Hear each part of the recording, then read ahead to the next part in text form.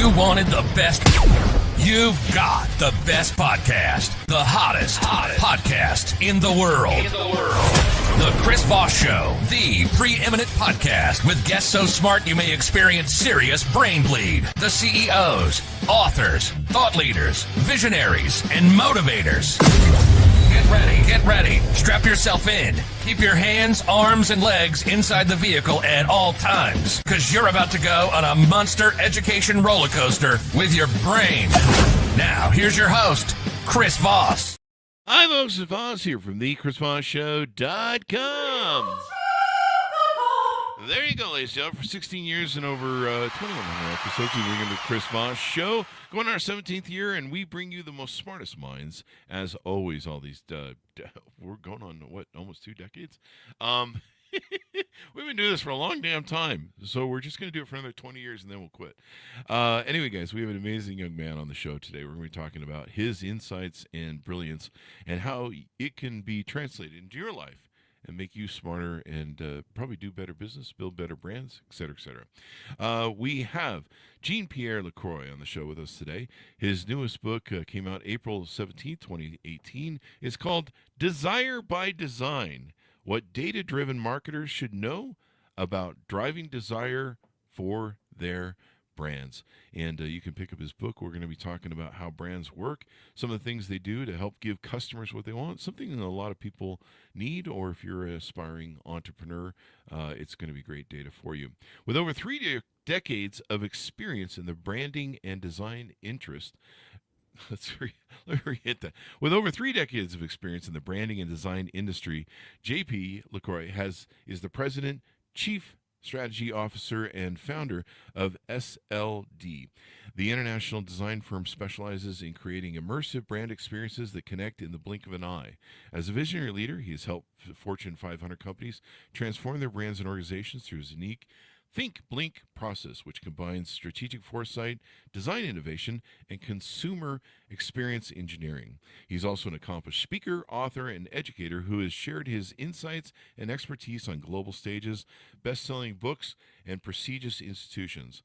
His mission is to evaluate the role and value of design in business and society and inspire others to achieve design excellence. Welcome to the show, JP.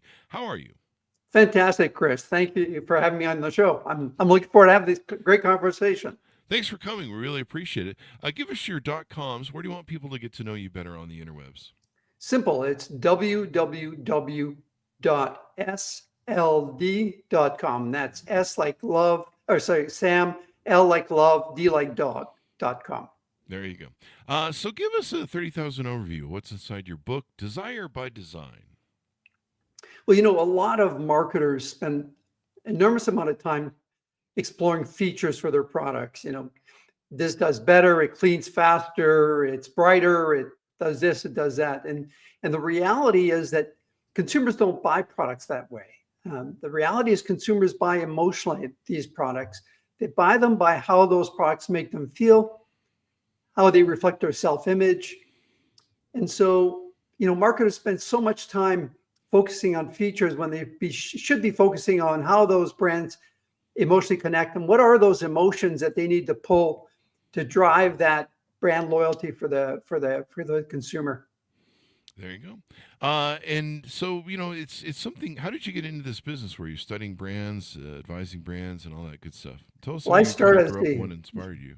Yeah, well, I started as a designer, close to 40 years ago, and then I slowly evolved to play a bigger role in strategy, because what we're discovering is, design can be very subjective, but if you tie it to business metrics, if you tie it to solving business problems, it becomes significantly less subjective. And then I started my firm 35 years ago, SLD, and now we do work globally. We have an office in Shanghai. We do considerable amount of assignments in the US, Canada, Europe. And about 33 years ago, we were doing consulting work for Pizza Hut US. We were actually launching a new concept called Pizza Hut Cafe, and we were doing focus groups. Focus groups are, you invite 8 or 9 consumers and you present ideas and have discussions. And during those discussions, consumers were calling Pizza Hut Red Roof. I said, well, that's interesting. You're calling them Red Roof. Why aren't you calling it Pizza Hut or Pizza Hut Cafe? They said, because when I'm driving down the road and I'm looking for Pizza Hut, I'm looking for the red roof. And that really caught our attention. And so we started doing research on, what does that mean? And what we found out was that 40% of all communication is visual, 80% of that is color and shape. And that's where Blink Factor was born. It was born based on the fact of creating these shortcuts in brand selection, giving consumers cues that they can notice miles away on the brand preference and making it easier for them to select that brand. If you think of McDonald's, my daughter, who was 2 years old, she knew what McDonald's was. She recognized the arches as a place for getting chips or fries, and also being able to play in the jungle gym environment. And so that's the power. When you do it effectively, you're creating a shortcut in the consumer's memory, an emotional shortcut that connects the brand with the consumer. And when they're making that buying decision, you're making it easier for them to make that decision. Because when you start looking at the brain and how the brain operates, asking the brain to do complex things like reading, making tough decisions, you use a lot of calories. And the brain doesn't want to do that. They're looking for shortcuts in making those decisions. And that's where emotional connection plays an important role, because it drives that decision in the split second. That would explain why in the logo for Pizza Hut, they have their roof on there. The red roof is in the exactly. logo. It wasn't there at the beginning. Yeah. It became part of the element. Golden arches for McDonald's. But when you think of emotional connections, all you have to do is point at the last elections in the US. So I'm not taking sides, Sure. We're big Canadians. We have our own challenges with our politicians. But we had predicted that Trump was going to win, not because of who Trump was, but the message he was saying. When you looked at Harris, and we did a whole analysis of what are the themes that Harris was communicating versus Trump.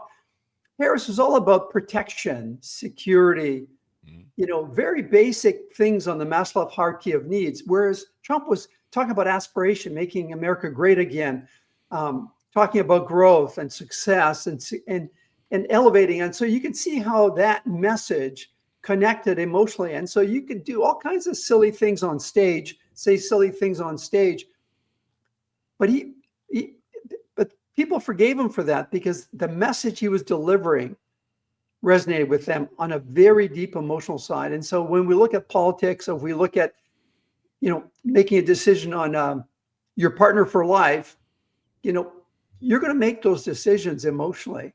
And you're going to talk yourself out of the rational factors. And that's where con artists do so well in convincing consumers to make decisions that they normally wouldn't do. They allow the consumer to connect with them on an emotional level so that their security guard on the rational side goes away. This is interesting. I think you just solved a riddle I've always wondered about through my life. So one of the problems I've had is I'll meet people, and there's certain people that will have they'll have tried to put up a high wall of resistance to salespeople. Like they'll have a thing on their door, like it's kind of an old joke from the door knocking, door-to-door salesman days, where the person who has the I don't accept cold calls or knocks on my door, door-to-door salesman, don't knock on my door. Well, anybody who knows sales knows that that's the door you knock on, regardless of the warning, because they're the ones who will buy, who can buy, and will buy, and it's kind of like it's kind of like a signal. One of the problems I used to have in my mortgage business for 2 decades was we would have people come in, and they would usually have, this was usually a case of someone who had bad credit, because most people that had good credit, you just rubber stamp their loans and whatever. But if they had bad credit, you had to, search for a lender. You had to try and, massage their credit and present it, PR spin it to the lender and be like, well, they missed a couple payments, but they had something extraneous happen and yada, yada, yada. And, some people had some really bad credit, and we go to work to try and find a loan buyer for them. And we run a good company. We never tried to rip anybody off. We tried to, we did hundreds of loans a month. We weren't interested in losing our license. And there were certain loans we wouldn't do. And so we become an offer. And so, like, I'll just throw an example out there. I think during most of our time, the interest rates were about 6%, something like that. And we make them offer like, I don't know, 9%, right? Something like that. They'd be paying an extra premium because they were high risk. And, we'd present them, and usually the fees would be a little bit higher because whoever the bank was we were selling the paper to, they would be like, this is high risk. We need a little bit more money for this, right? Very, very common in the credit industry. And so we would present that to them, and they would flip the fuck out. They would be like, you're ripping me off. You guys are a scam organization. And we might have like $5,000, I think, in closing costs. Now, that's not all money to us. That includes titling and title fees and mortgage and appraisal and all that shit that gets done. And interest per diem and all that stuff. So, but it would be about $5,000 in closing costs. And with the bad credit, so they would flip out. Oh, you promised us 6%, 7%. We actually got sued one time in small claims court by some crazy lady who was like, you promised you in the application when I took it, it was a contract. You promised me good credit rates, and we're like, you have bad credit, so you didn't get good credit rates. And they're like, I'll enforce this contract. She lost, evidently, but. So they would do that, and then they would come back to us maybe a year or two later. They come to us to refinance, or sometimes they just, I don't know, the loan officer would have followed up with them, and they'd given them the data, and they would always, these are people like, I will not get ripped off. I always get ripped off, and I will not get ripped off. There was those people, right? And later we'd find out that they'd paid, instead of 9%, $5,000 in closing costs, $10,000 to $15,000 in closing costs. And 11, 14%. I mean, they got railroaded. Yeah. And I would call them up, and I'd be like, I don't really understand what's going on. Like, how we offered you an incredible deal. Have you read the paperwork that you signed? Oh no, I really trust these people. These people were really trustable, unlike your company, and I really believed in them. And I'd be stumped.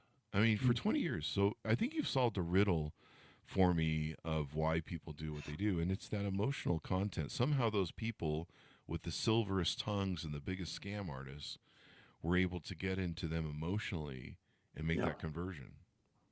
Yeah, and it's unfortunate, but that's the reality. And today with technology, sentiment analysis, I mean, the banks use it now. So most of the large institutions, if you call on their service line, they call it the assisted channel. The odds are that AI is doing sentiment analysis to understand, are you an upset customer? Are you anxious? Are you fearful? And that helps the other person, the representative on the other line, to really understand where the customer is coming from an emotional standpoint. And that's very helpful so that you can kind of put their mind at ease, or, deflate a situation, and be able to plan that before you even have the call, like within minutes of a conversation, to be able to diffuse the issue because you've understood where they're coming from an emotional standpoint. And you're going to see more and more of that. The other thing that I've dealt with in life that this probably really solves, and maybe I kind of knew that, but I've had girlfriends that have dated me, and I like to think I'm a good masculine, healthy male who has good relationships, and I do have good relationships. But sometimes I've seen my exes, they get with guys who went to jail for rape and were criminals, or they were stalkers or violent or abusive. I've seen people that I've dated where I'm like, hey, you treat them well, you take them on wonderful dates, and they get with, some bad Chad who beats them and is abusive and just a horrible person. And you're like, what the fuck? Like, for me, a logical and reasoned male, I can look at two different things and compare them and go, well, clearly one is safer than the other for someone's thing. But clearly, whatever emotional manipulation that other person can do or another company can do can get into people. And it's funny how passive they are about and comfortable they are about being railroaded. Like Mm. I would talk to these people and you would show them on paper with the mortgage side by side. Here's our closing costs. Here's the closing costs you end up paying. Here's the interest rate you end up paying. And they just be like, meh. And you're just like, serious? I Yeah. mean, if I paid 4 or 5% above, we saw people that got railroaded, just turn out by some other mortgage company that specialized in railroading people. And they would just be happy with it. They probably went back to him for refinance. I was just, and so I think you've solved the riddle for me that it really is that emotional connection to people. Yeah, and it's understanding where that consumer is coming from. So if your ex-girlfriends, they probably lacked a lot of self-confidence. They had a low self-image, and and that makes them vulnerable. Yeah. And to but when you think of the blink factor and you think of making those emotional connections, the positive side of that is that it's helping the consumer make buying decision or make big decisions in their lives, right? But also, if marketers understand what drive those emotions, you take purchase a car purchase, it's the second largest purchase next to a home. And people say, well, it's about the features. You ask a friend who's bought a BMW, why did you buy it? Well, the resale value is amazing. The performance is amazing. But when you peel it down, we call that hidden need states. When you start peeling down in the conversation why they really purchased that vehicle, it's all emotion. It made me look smarter than my neighbor. It reaffirmed my success in the community. These are all emotional things. And what it also tells you is that you can drive a premium for brands if you have the right blink factor, the right emotional connection, because they're not going to rationalize the purchase. They'll do that after the fact, but it's going to be emotionally based, that purchase decision. And Yeah. so that's a powerful insight that most marketers constantly overlook. They focus on the next feature. And the challenge in the marketplace, Chris, is that the competitive advantage of companies now are minuscule. If you come up with a great product, your competition is going to match it within 6 months, if not 3 or maybe a couple of weeks, depending on the complexity of that. So trying to compete with the marketplace based on functional needs and attributes, it's not sustainable. And that's where the blink factor and the emotional connection plays an important role. And something that you talked about about your girlfriends, the other factor, there's a growing level of mental illness in North America, and it's driven by being lonely. And you'd think social media would have made us more accessible, more connected. That's not the reality. The reality is there's a significant problem in society today where young consumers feel lonely, isolated, and understanding those emotional needs and helping solve those emotional needs is a real opportunity for large companies. Yeah. You see that in the Target and the Amazon purchases. I mean, I have friends that their wives go 2 times a day to Target every day. Mm-hmm. And you're like, what the fuck is going on? There was a point where when I became successful and had money from growing up poor, to where I was out buying stuff. And at first it was just to fill the home. I bought a home, did the big 4,000 square foot home, 3-car garage, all that. And so at first I was buying shit to fill the home, you need curtains, you need a bed, you need all that stuff, right? You need whatever. And so I was on that tour, and then I started noticing that there was something going on with me emotionally. I had to go every weekend to buy stuff. Like, I would just go to the mall and search for shit to buy. And I'm like, in the back of my head, I was going like, this is really fucking stupid what I'm doing. Like, why you're just going and looking for stuff to buy to see if there's something you need to buy when you don't really need things. Like one of the great skits of George Carlin is his buying more shit, and then you got to buy shit to store your shit in to buy more shit. Uh, Yeah, it's a great absolutely. bit that he did if you go back and pull it. And I realized that I was having some sort of emotional crisis of insecurity, there was there was some few things going on with me emotionally, and I was buying stuff to try and fill that void. And I had to shut it down. I was like, this is not healthy because I'm just buying stupid shit. Yeah, it's because you, when you buy, you stimulate the Dopamine. dopamines, Mm, and that gives you a positive high yeah. when you do purchases. Oh, Um, that explains why people go to Starbucks instead of making their own coffee at home.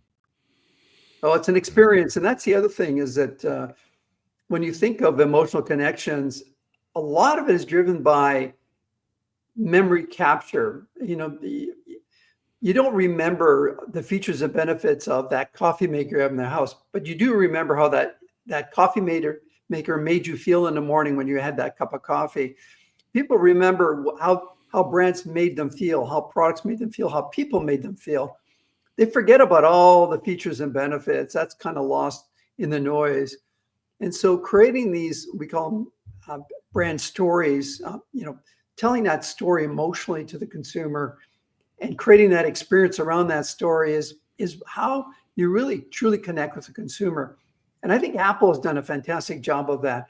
Forget about the physical product. There's a whole unwrapping experience that happens when you buy an Apple product. I mean, the way the packaging was designed, the unboxing experience, it all ties to the product and the sophistication of the product. And it's all part of that experience. And they control that. Mm-hmm. Take another brand, Harley Davidson. They've trademarked the sound of their muffler Oh, really? because it's part of the experience, right? Yeah, they've trademarked the sound of their mufflers.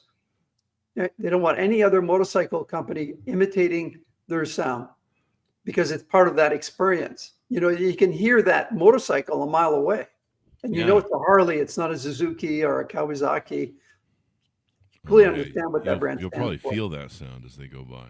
Yeah, yeah, yeah, yeah. Yeah. Yeah. It tends to get inside you. I'm just like, holy crap, man! What the Yeah. hell? So this talk to us about some of the services that you offer on your website with SLD, and some of the things that you work with. Do you only work with companies of a certain size and income or revenue base?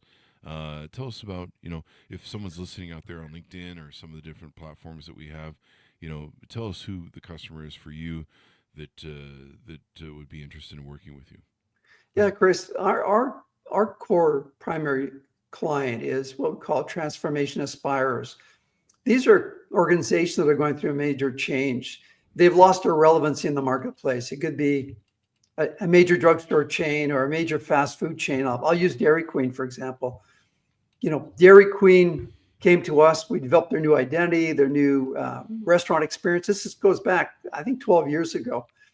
And we launched DQ Grill and Chill because we realized that they were selling hot food since the start of their company. Mm-hmm. But when you ask consumers, when you think of going to a hot food restaurant or fast food chain, where does Dairy Queen fit? And it was way at the bottom, right? Yeah. It wasn't in what we call the consideration set. And so we took a look at how are we going to deliver hot food? Well, the first thing we found out was what are the barriers for consumers going to Dairy Queen buying hot food? The number one barrier is consumers don't want that staff to be touching the ice cream and touching the burgers. They want those areas separated, hence DQ Grill and Chill. Oh. And we created that experience where we leveraged nostalgia, the history of the brand and where it stood in the communities. And then we separated the grill and the chill. Those units tripled in sales and continues to drive growth for Dairy Queen because we captured the emotional needs of the consumer. We overcome those emotional barriers that they had. And it's turned to be a very successful program for them. And so what we do is we do major transformations. So we'll look at, are they positioned properly in the marketplace? Who are their core target group? We'll because again, competitive advantage now, it's slim. When you look at the difference in customer satisfaction between the top brand and the fifth brand, it's marginal. but how those brands make their customers feel isn't. And so we get involved in understanding what are the emotional triggers.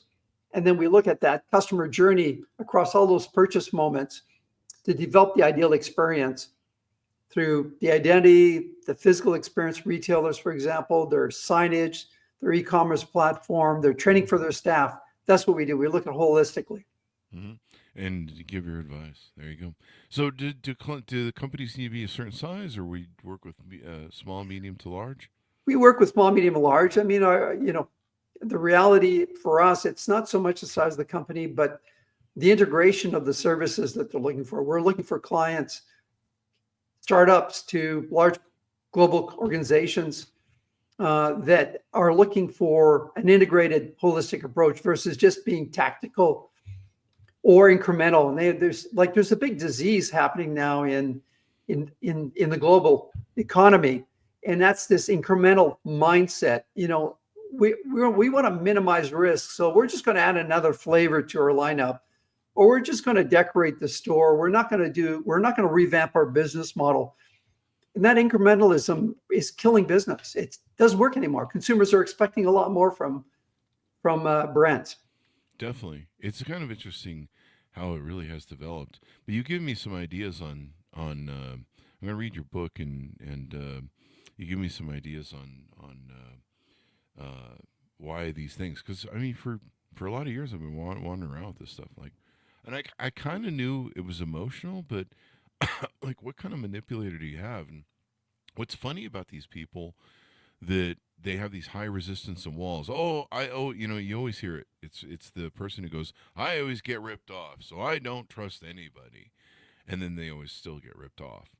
And it's because the silver tongue, sweet talkers that, they have a way of getting emotionally into people's heads. They are the ones who can get over that wall. And so, like, the good people can't get over the wall. The people who have integrity and good business sense can't get over the wall because they've erected this wall. And they're like, oh, you must be. But somehow those silver tongue scammers and people that, whatever, they make that emotional connection like you talk about. And so there it lies. And it's a double-edged sword. On the positive side, if you're a trustworthy brand, and trust is at the bottom of the Maslow hierarchy of needs. It's the foundation. You're either trusted or not. And if you're not going to be purchased by the consumer.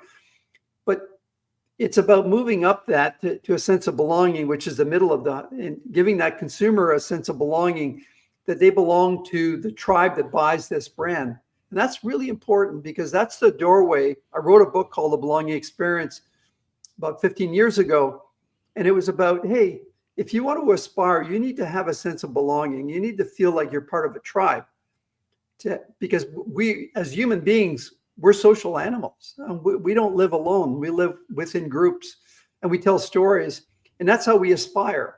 And so successful brands, brands that have created strong trust with their customers, have allowed them to participate as part of the brand, the sense of belonging, to allow them to aspire. And so the messaging these brands are communicating, like, think of Nike, just do it. It's aspirational. It's about achievement. It's not about the functional benefits of the running shoe. It's about allowing you to achieve your best. Yeah. And that's why these brands are like Apple, think different. You have Lego, Patagonia, Amazon. These are all brands that connect emotionally with consumers because they allow the consumer to aspire to a better place. Another great brand is Costco. Costco is the only retailer in the world that if they're out of stock, you blame yourself. You go to any other retailer, and if you want to buy that box of cereal and it's not on the shelf, you're going to be really upset. Mm-hmm. But at Costco, you're going to blame yourself because Costco has sold the experience of discovery. You go there thinking you're going to buy 3 or 4 products. You walk out having spent $1,000 because they create this experience where you're constantly discovering new things. Yeah, it's and buying things in bulk. Yeah. There you go. So this has been very insightful. Give people a pitch out as we go out on how to reach out to you, how to inquire about working with you, where to order your book, all that good stuff, and the documents. Yeah, so just just come to www.sldsamlovedoc.com. And we have, in the insight section of our website, we have books you can download, ebooks. There's studies and white papers. We also have a LinkedIn blog called Think Blink. Please take a look at it. And that's the easiest place. You'll find all of our contact information there. There you go. Thank you very much, JP, for coming to the show. We really appreciate it. You've really opened my eyes to some things I need to refocus on when it comes to emotional connection. What's that old line? They won't remember what you do. They'll remember how you made them feel. Or something along those Absolutely. lines. There you go. Thanks so much for tuning in. Order up the book wherever fine books are sold, folks. Desire by Design. What data-driven marketers should know about driving desire for their brands, out April 17th, 2018. Well, be good to each other. Stay safe. We'll see you next time.